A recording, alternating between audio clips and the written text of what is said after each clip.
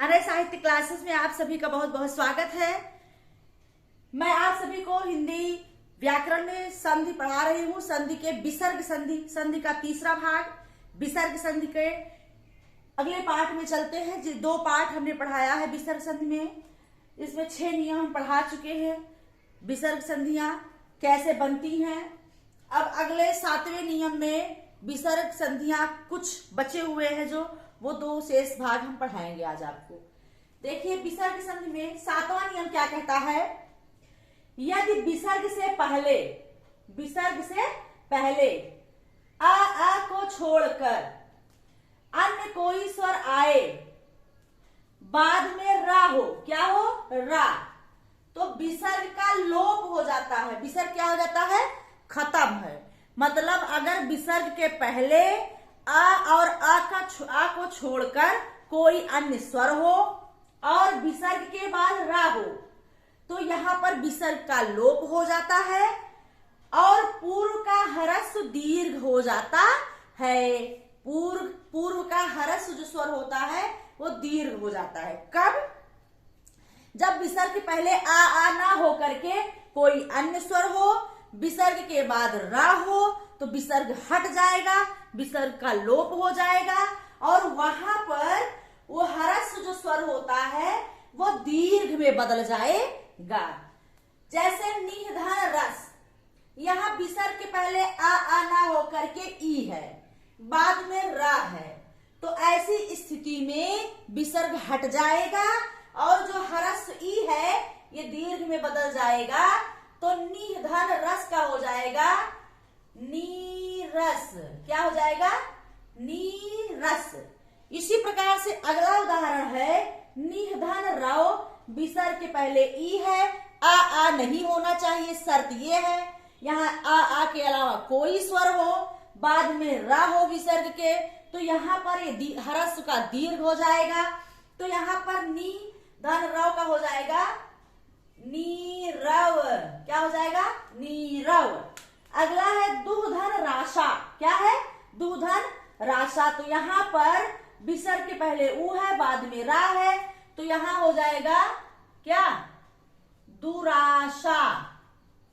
ठीक है। अगला है निधन रज। क्या है, निधन रज, तो यहाँ पर भी विसर्ग के पहले ई है, बाद में रा है, तो इसका हो जाएगा नीरज। क्या हो जाएगा, नीरज।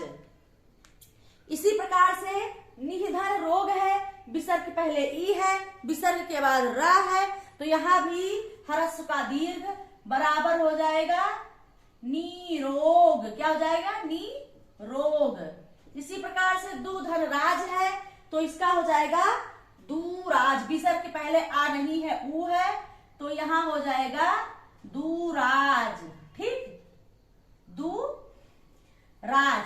तो ये रहे आपके विसर्ग के पहले यदि आ ना हो, उसके अलावा कोई स्वर हो, उसके बाद विसर्ग के बाद रा हो, तो यहाँ विसर्ग खत्म और उसके बाद ह्रस्व स्वर का दीर्घ स्वर हो जाता है। नियम नंबर 8 कहता है कि यदि विसर्ग के आगे पीछे आ हो, विसर्ग के पहले आगे पीछे आ हो, तो पहला आ और विसर्ग मिलकर छठे नियम की तरह ओकार हो जाता है और बाद वाले आ का लोप हो करके उसके स्थान पर प्लुत हो जाएगा। क्या हो जाएगा, ये है प्लुत, प्लुत हो जाएगा। जैसे प्रथमा धन अध्याय, तो यहाँ पर विसर्ग के पहले भी आ है, विसर्ग के बाद भी आ है, तो यहाँ विसर्ग क्या हो जाएगा, ओकार हो जाएगा, लेकिन ओ ओकार ओ ना हो करके प्लुत हो जाएगा उसके स्थान पर, तो इसका हो जाएगा प्रथमोध्याय। ये हो जाएगा, ओकार में प्लुत आ जाएगा। ठीक है। ऐसे मनःधन अभिलाषित में भी है, यहाँ विसर्ग के पहले आ, विसर्ग के बाद आ, तो यहाँ ओ ना हो करके उसके स्थान पर प्लुत हो जाएगा, प्लुत का चिन्ह लगेगा, तो इसका हो जाएगा मनोभिलाषित।